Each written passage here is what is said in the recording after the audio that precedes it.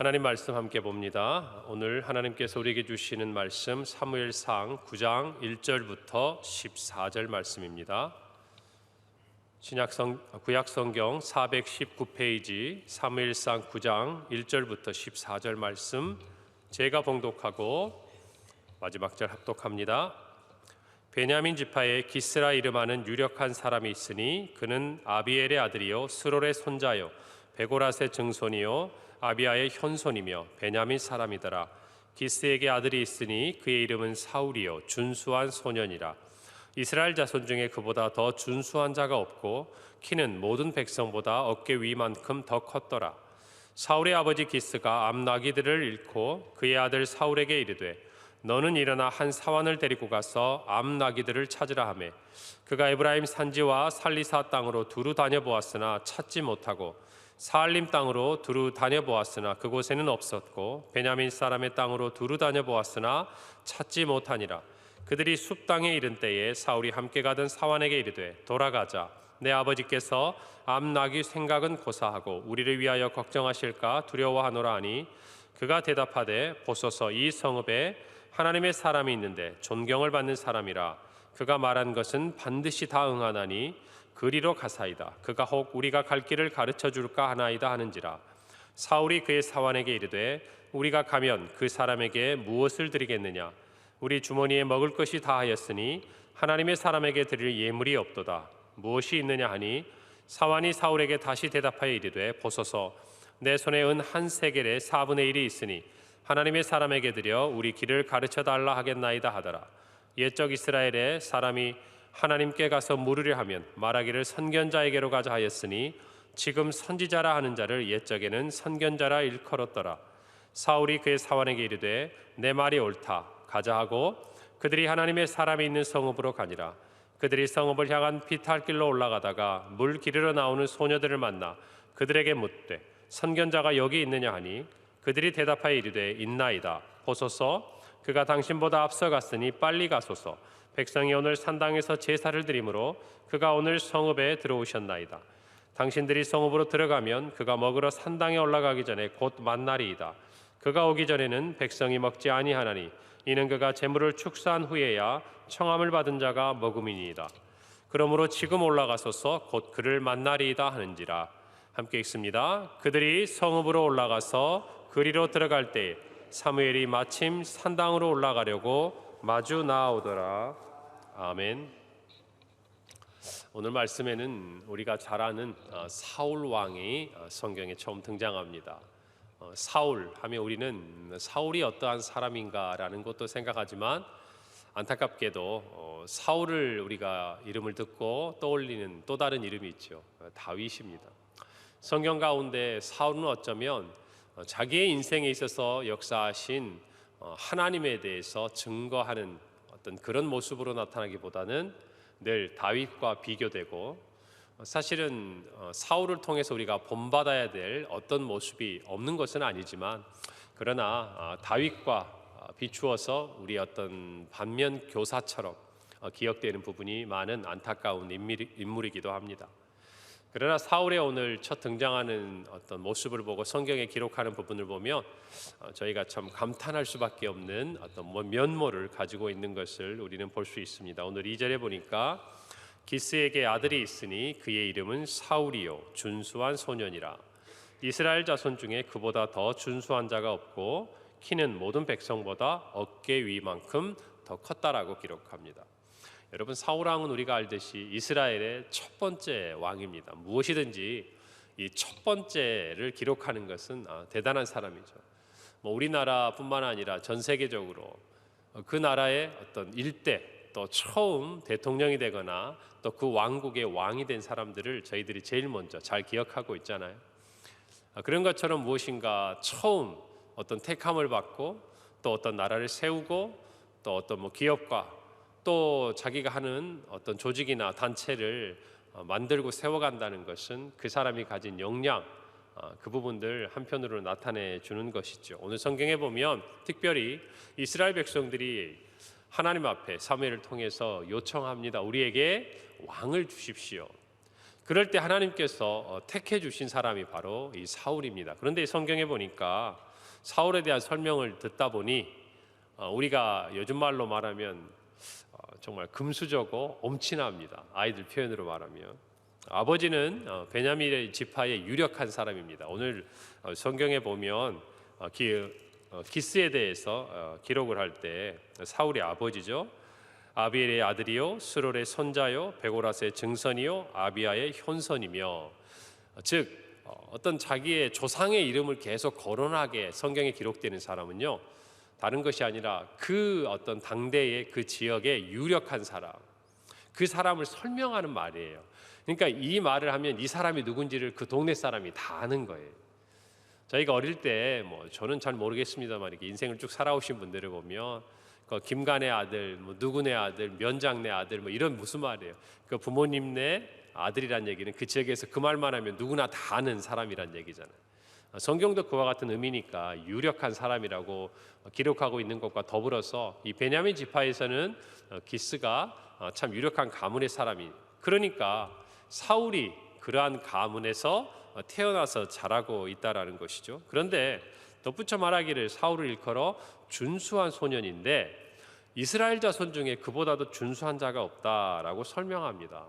이때 이 준수하다, 이 토브라는 단어는 전에도 제가 설명해 드렸지만 보기에 좋았다라는 표현이거든요. 우리가 성경에 보면. 그런데 이 의미들이 설명될 때는 그냥 단순히 외모의 아름다움만을 이야기하는 것이 아니라 사람에게 기록될 때는 그 안에 선한 성품까지도 포함한 말들이에요. 그러니까 외모도 정말 아름답고 누가 보더라도 이스라엘 가운데 가장 미남이다라고 할 만큼 멋진 모습의 사울이었을 뿐만 아니라 그의 성품도 누가 보더라도 반듯한 그런 사람이었다라는 것입니다. 그런데 한 가지를 더 설명하고 있어요. 키가 모든 백성의 어깨 위만큼 더 있었다. 그러니까 어깨에 다른 사람들의 이렇게 머리가 이제 걸쳐 있었다는 거예요. 끝이 키가. 그러니까 다른 사람보다 얼마나 키가 큽니까? 여러분 키만 큽니까? 키가 크다는 얘기는 어때요? 그만큼 팔도 길고 모든 신체가 남들보다 더 길고 크다는 얘기를 알려주는 거잖아요. 근데 이 당시에 키가 크다, 요즘에도 우리 자녀들 키 크려고 부모님들 애 많이 쓰시고 좋은 것도 먹이고 행여라도 안 클까 봐 병원에도 데리고 가고 기도도 많이 하시고 기도 제목 받아보면 우리 아이들이 좀 키가 컸으면 좋겠습니다. 우리가 염려해서는 한자가 크지 않지만 기도하는 중에 하나님의 은혜 가운데 우리 사울처럼 키가 큰 은혜가 있기를 바랍니다. 그래요. 그런데 이 키가 크다는 얘기는 단순히 오늘날로 말하는 것처럼 그냥 보기가 좋다 이런 차원이 아니라, 여러분 그 당시에는 지도자와 용사의 조건이었어요. 여러분 골리앗에 대해 설명할 때도 키가 큰 사람이라고 설명하잖아요, 구체적으로. 여러분 그 시대의 싸움은 어떤 겁니까? 지금처럼 거리가 떨어져 가지고 멀리서 총을 쏴거나 미사일을 쏘거나 이런 게 아니잖아요. 가까이 근접해서 서로 간에 칼이나 또는 창 같은 것을 들고 싸우는 거예요. 물론 우리 다윗이 골리앗을 쓰러뜨릴 때처럼 이렇게 물매를 가지고 멀리서 사람을 맞추는 것도 그 당시에 전투의 하나이긴 하지만, 그러나 가장 기본적인 전투고, 지도자들은 정말 이렇게 긴 팔, 큰 키를 가지고 이렇게 전투에 나아가서 칼이나 창으로 던지고 치면서 싸우는 그런 전투의 형태이기 때문에, 여러분 그 당시에 지도자가 되려면 이런 용사의 어떤 자질을 갖춰야 되는데 키가 큰 것이 그것의 아주 중요한 요인이었단 말입니다. 그러니까 언급하는 이 부분들을 놓고 보면 여러분 사울은 이스라엘의 왕이 될 만큼 정말 모든 조건을 어떻게 보면 완벽하게 가지고 있는 사람이에요. 또 오늘 성경에 보니까 그가 가진 성품이나 이런 덕목도 굉장히 훌륭합니다. 아버지의 말에도 순종해요. 그리고 자기가 데리고 있는 사환이 무엇인가 어떤 사울에게 조언을 하고 또 말을 했을 때 그 말에 대해서 귀 기울일 줄 아는 따뜻한 사람이고 겸손한 사람이기도 하는 것이죠. 그런 걸 보면 이 사울의 모든 면면이 정말 이스라엘 왕이 될 만하다 싶은데, 여러분 우리는 사울의 어떤 인생의 마지막을 이미 성경을 통해서 알고 있지 않습니까? 이런 완벽했던 사울이, 또 하나님이 그를 택하시고 이스라엘 모든 백성들이 정말 누가 보더라도 이 사울에 대해서 왕으로 인정할 만큼 그런 조건을 가지고 있던 사울이, 그러다 그의 마지막의 모습을 보면 하나님으로부터 버림을 받고, 정확히 이야기하면 그가 하나님 앞에 먼저 이런 모습에서 변하고 순종하지 않고 정말 하나님께서 나중에 사울을 왕으로 세우신 것을 후회하셨다고 기록할 만큼 안타까운 상황을 맞이하는 걸 볼 때 저와 여러분은 좀 생각해 보아야 될 것이 있습니다. 우리가 볼 때 이 땅에서의 모든 조건이 완벽하고 또 좋은 모습을 가지고 있고 또 좋은 어떤 배경들을 가지고 있는 것, 여러분 좋은 거라고 생각합니다. 그것도 하나님 주신 은혜가 되겠죠, 각자에게. 여러분, 그러나 우리 인생에 있어서의 어떤 평가를 가름하는 중요한 기준은 결국 이 땅이 우리에게 주는, 또 우리가 이 세상의 어떤 기준으로 보는 어떤 것이 아니라는 것이에요. 어쩌면 우리는 불안하잖아요. 사울이 완벽하다고 이야기하면 이야기할수록 무엇인가 부족한 게 느껴지지 않습니까? 그게 뭡니까? 하나님에 대해서, 하나님과의 관계에 대해서 사울이 어떤 사람인가, 그것들이 이제 성경 가운데 장차 나타나게 될 것인데, 우리는 그 결과를 알고 있기 때문에 우리가 시작하는 이 단계부터 분명히 우리의 마음속에 생각해야 되는 게 있는 것이에요. 하나님이 쓰시는 사람은 세상적인 조건이 완벽한 사람이 아니라는 것입니다. 사람이 볼 때는 그런 조건을 가진 사람이 하나님이 보시기에 귀하게 쓰시고 하나님이 보시기에 아름답게 쓰실 것 같지만, 그러나 하나님은 하나님의 말씀대로 다윗을 정말 하나님이 택하실 때 사무엘에게 말한 것처럼 사람은 외모를 보지만 하나님은 누구를 보십니까? 무엇을 보십니까? 중심을 보시는 거예요. 중심을. 결국 사울이 이와 같이 멋지고 정말 왕으로 택함을 받을 만한 아름다운 모습과 모든 조건을 가지고 있다 하더라도 하나님 앞에서는 그가 가진 조건과 외모와 또 사람들이 인정하는 지도자로서의 어떤 자질과 용사의 자질이 아니라 그 중심이 하나님 앞에 온전한가, 결국 그 기준에 맞으면 하나님께서 그에게 다윗처럼 영원한 약속을 주시고 다윗의 집안을 정말 왕가로서 보호하시지만 사울처럼 그의 약속을 받았음에도 불구하고 그의 중심이 하나님 앞에서 온전하지 못할 때 그가 가진 모든 것들이 도리어 나중에 보면 그의 약점이 되는 것들을 우리가 볼 수 있는 거예요. 사랑하는 성도 여러분, 오늘 이 말씀 우리가 함께 보면서 정말 하나님께서 우리에게 무엇을 원하시고 무엇을 보기를 원하시는지 다시 한번 새롭게 우리의 마음에 돌아보는 은혜가 있기를 간절히 바랍니다. 여러분, 사울이라는 이름은 뜻은요, 요구하여 얻은 자라는 뜻이 있습니다.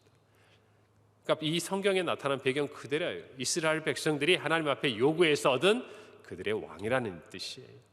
그들이 요구해서 얻은 사람을 하나님은 그들의 기준에 정말 어쩌면 정확하게 맞추어서 택해 주셨습니다. 그리고 사울에게도 기회를 주신 것이죠. 여러분, 심지어 사무엘은요, 이후에 나타난 10장 24절에서 이 사울을 왕으로 삼으면서 백성들에게 뭐라고 이야기하냐면요, 너희는 여호와께서 택하신 자를 보느냐, 모든 백성 중에 짝할 리가 없느니라 하니 모든 백성이 왕의 만세를 외쳐 불렀다 그랬습니다. 여러분, 모든 백성 중에 사무엘이 보기에도 말할 때도 또 모든 백성들이 왕께 만세라고 외칠 만큼 짝할 사람이 없었어요. 그런 사울이지만, 그러나 하나님 앞에서 그의 중심이 흔들릴 때 하나님이 보시는 가장 중요한 기준이 무너지고 있는 것이, 오늘 저와 여러분 모두가 하나님 앞에 중심을 잃지 않기를 간절히 바랍니다. 그럼에도 불구하고 이 당시의 사울은요, 하나님 이스라엘의 왕으로 세울 만큼 참 좋은 모습을 가진 사람이었고 하나님을 경외하는 사람이었습니다. 참 그것이 더 안타깝죠. 첫 번째로 하나님이 정말 이 사울을 택하신 모습을 우리가 보고 배우는 것은 그는 겸손한 사람입니다. 우리가 알듯이 정말 그는 베냐민 지파의 유력한 사람이었습니다. 그러나 사실 이 베냐민 지파는 이스라엘의 다른 지파와 비교해 보면요, 거의 멸망의 지방, 멸족의 어떤 그런 지경에 이를 만큼 약화되어 있었고 힘이 없는 정말 작은 지파에 불과했습니다. 어느 누구도 어쩌면 그들이 왕을 요구할 때 베냐민 지파에서 하나님이 택하신 왕이 나올 거라고 뭐 나중에 환호하긴 했지만요, 기대한 사람은 거의 없었을 거예요. 만약에 나온다면 어느 지파? 요셉 지파이나 에브라임 지파나 또 장차 예수님께서 오시는 유다 지파, 이 두 지파, 가장 강성한 이 지파에서 아마 우리의 왕이 나오지 않을까, 그들은 그렇게 기대했을지 모르지만 하나님은 달랐어요. 그들 가운데 가장 약한 지파, 그 지파에 있는 사울을 왕으로 세우신 겁니다. 하나님의 기준에서 볼 때 하나님은 인간적인 강함보다 하나님 앞에서의 겸손함을 보신다는 얘기예요. 여러분, 그리고 사울도 오늘 21절 이후에 보면요, 사무엘이 그에 대해서 아주 특별한 이야기, 하나님의 어떤 약속에 대해서 정말 그가 생각할 만한 말을 했을 때 이렇게 말합니다. 사울이 대답하여 이르되 나는 이스라엘 지파의 가장 작은 지파 베냐민 사람이 아니니까 또 나의 가족은 베냐민 지파 모든 가족 중에 가장 미약하지 아니하시나이까 당신이 어찌하여 내게 이같이 말씀하시나이까. 하나는 맞지만 뒤로는 맞지 않은 얘기예요. 베냐민 지파가 작다라는 것은 여러분 맞는 이야기지만, 그러나 그의 집안이 베냐민에서 가장 작다라는 것은 맞지 않는 얘기죠. 여러분, 그러나 어떻게 보면 사울의 어떤 그런 삶의 자세 또 겸손한 마음을 엿볼 수 있어요.